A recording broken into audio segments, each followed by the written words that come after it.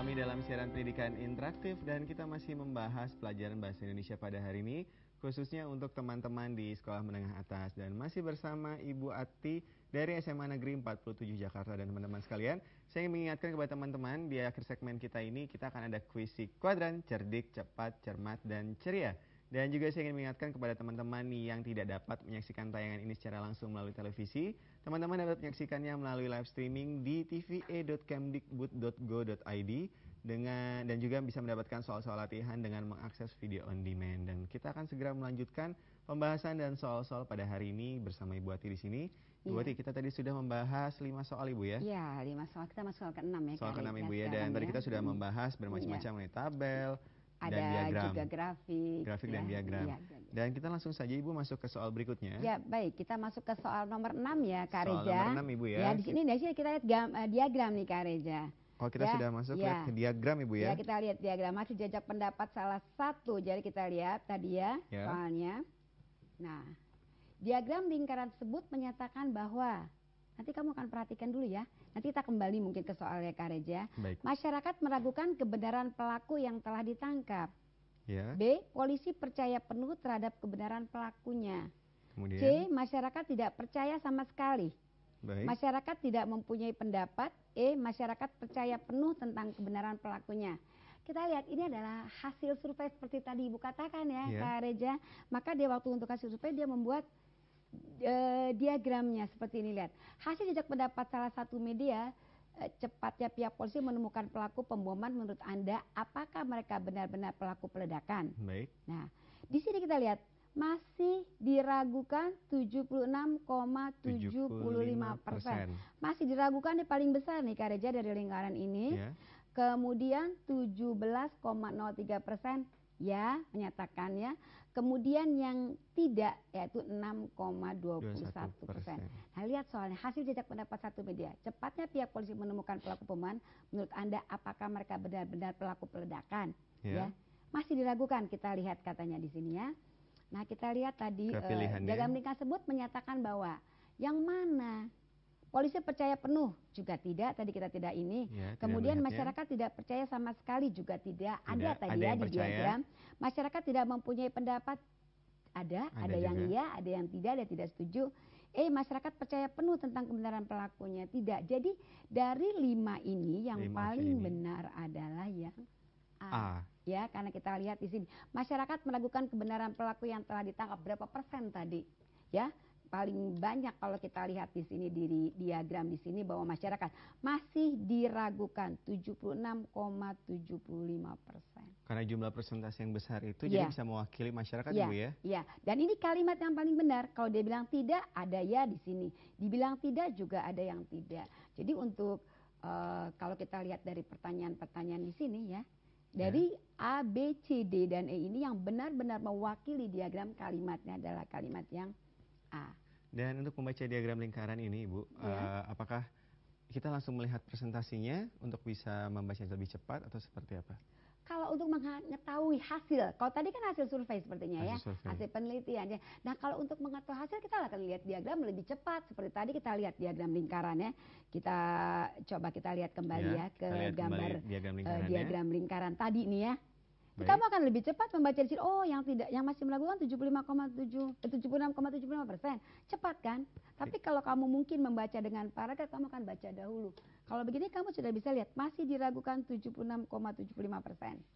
Yang iya, nah ini akan lebih cepat nih Kak Reja di sini. Jadi harusnya teman-teman lebih mudah untuk menjawab soal ini Bu ya? Lebih cepat, pasti lebih cepat dan dia lebih mudah untuk memperhatikan daripada dia membaca paragraf. Baik, dan terima kasih Bu Ati. Dan sekarang kita masuk untuk soal selanjutnya Ibu. Ya. Kita masuk ke soal nomor 6 Ibu ya?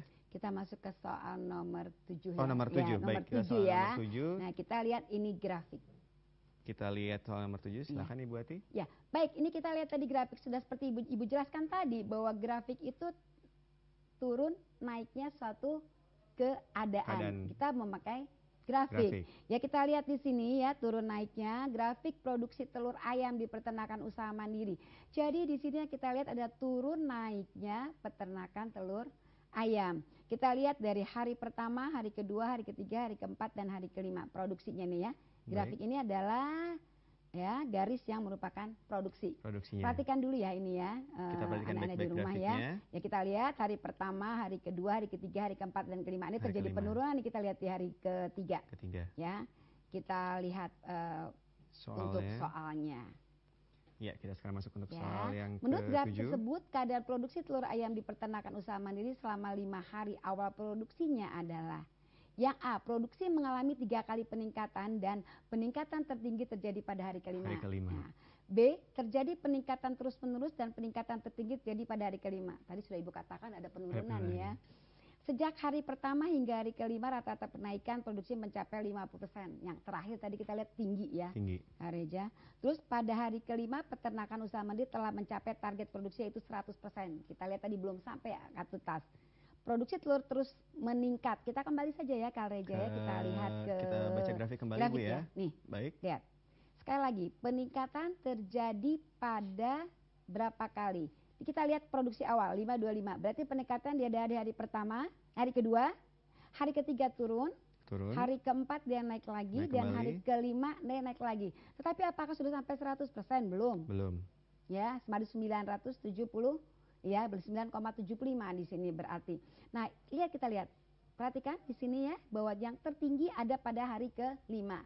Dan kenaikan terjadi 3 kali ya, karena di hari ketiga terjadi penurunan. Nah, jadi jawabannya yang benar yang mana? Kalau jawaban kita lihat yang paling benar adalah sepertinya yang A Ibu ya. Ya, yang jawabannya adalah yang A. Produksi mengalami 3 kali peningkatan dan peningkatan tertinggi pada hari kelima. Karena di hari ketiga tadi adalah penurunan. Iya, berarti sebelum kita menjawabnya Ibu ya, kita harus lebih memahami isi dari grafik tersebut. Karena pada saat kita lihat tadi ada penurunan, jadi kalau ada jawaban yang mengalami kenaikan terus berarti itu langsung salah. Iya. Karena memang sudah ada penurunan di hari ketiga kan, seperti itu tadi kan, kalau kita lihat grafik tadi. Jadi semua tidak naik ya, dan juga tidak stabil ya. Dan ternyata pada hari kelima mengalami sampai tertinggi 9,75, tapi dia belum sampai 100% sesuai yang diinginkan.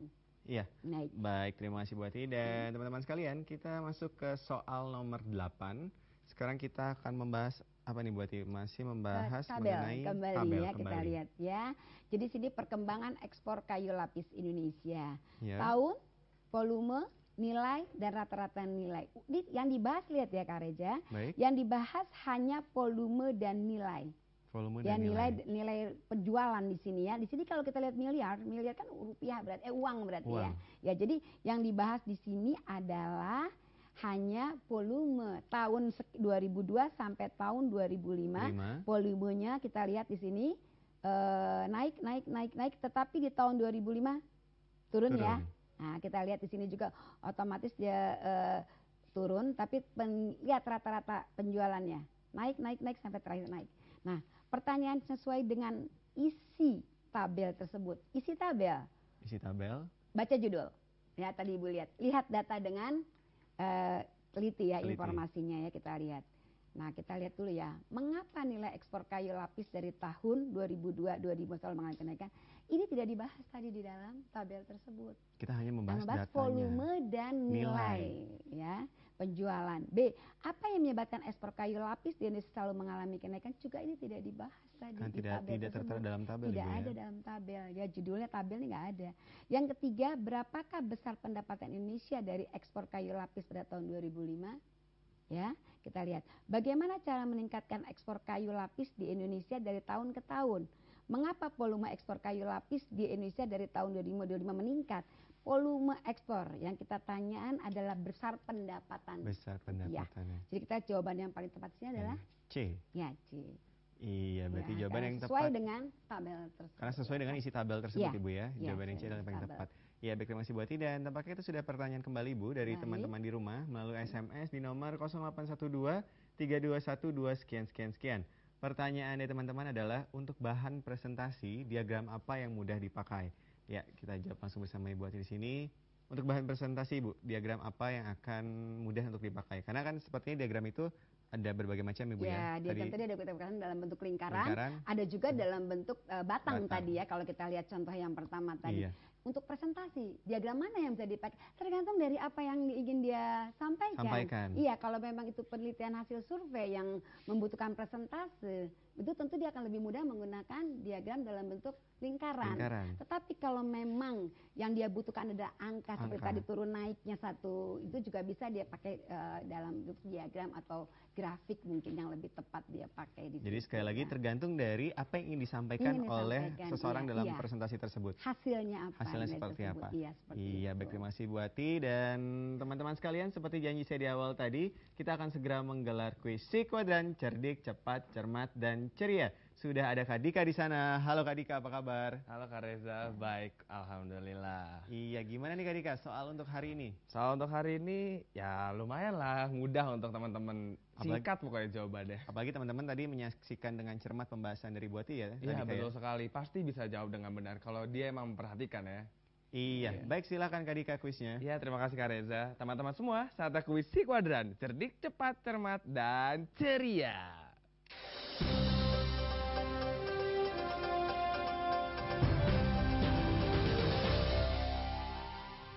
Halo teman-teman, apa kabar? Bertemu lagi dengan saya Dika dalam kuis Si Kuadran, cerdik, cepat, cermat, dan ceria. Nah, buat teman-teman yang mau jawab pertanyaan hari ini, seperti biasa loh, langsung saja di 0800 140 3046. Dan jangan lupa ya teman-teman, passwordnya kuis Si Kuadran, cerdik, cepat, cermat, dan ceria. Nah, kira-kira soal hari ini susah atau mudah ya? Langsung aja yuk kita bacakan soal hari ini. Lukisan pasang surut suatu keadaan dengan garis atau gambar disebut A. Tabel atau B. Grafik. Diulangi sekali lagi ya. Lukisan pasang surut suatu keadaan dengan garis atau gambar disebut A. Tabel atau B. Grafik. Wow teman-teman, sepertinya kalau tidak salah tadi udah dibahas loh ya sama Ibu Ati dan Kak Reza. Nah, masa kalian gak bisa sih? Kalau bisa langsung aja telepon di 0800 140 3046. Dan jangan lupa ya passwordnya kuis Si Kuadran, cerdik, cepat, cermat, dan ceria. Karena yang menjawab pertanyaan dengan benar bisa mendapatkan hadiah dari kami loh. Waduh, mana nih kok belum ada? Oh, udah dapat telepon nih. Halo, kuis Si Kuadran. Halo, cerdik, cepat, cermat, dan ceria. Iya, dengan siapa dan di mana? Mira di Pontianak. Mira di Pontianak. Baik Mira, sudah siap dengan jawabannya? B. B ya, oke kita cek dulu ya. Dan ternyata Mira, selamat kamu menjawab pertanyaan dengan benar dan kamu mendapatkan hadiah menarik dari kami. Oh ya Mira, jangan ditutup dulu ya teleponnya karena kamu akan diminta data dari kami. Buat teman-teman yang lain, sampai jumpa lagi dalam kuis Si Kuadran berikutnya. Cerdik, cepat, cermat, dan ceria. Kembali ke Kak Reza.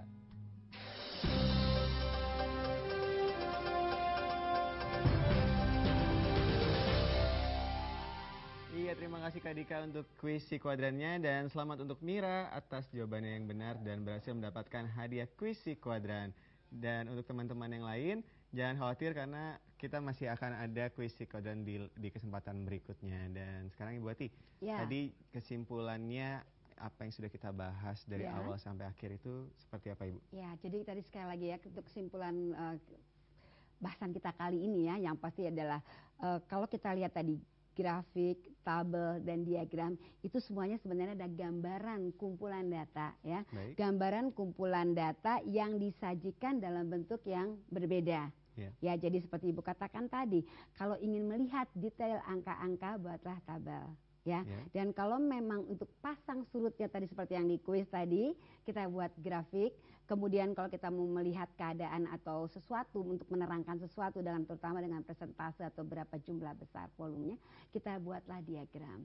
Jadi seperti sekali lagi bahwa pada umumnya tabel, grafik, dan diagram itu adalah gambaran kumpulan data yang sama, hanya tujuannya saja atau penyajiannya saja yang berbeda. Dan mungkin Ibu bisa menjelaskan kembali tadi yang 4 yang perlu diperhatikan itu? Untuk lebih mudah memahami tabel, grafik, dan data ya Kak Dika ya. Yang pertama tadi sudah Ibu katakan bahwa kita yang pertama adalah membaca judul. Ya, yang kedua membaca informasi, yang ketiga membuat pertanyaan, dan yang keempat menjawab pertanyaan tersebut. Iya, baik, terima kasih Bu Ati dan teman-teman sekalian. Itu dia tadi sangat cukup jelas kesimpulan dari apa yang kita bahas pada hari ini telah diberikan oleh Bu Ati. Dan untuk teman-teman sekalian, akhir kata saya Reza Ramadansyah, Bu Ati dan seluruh kerabat kerja yang bertugas mengucapkan terima kasih atas perhatiannya dan sampai jumpa.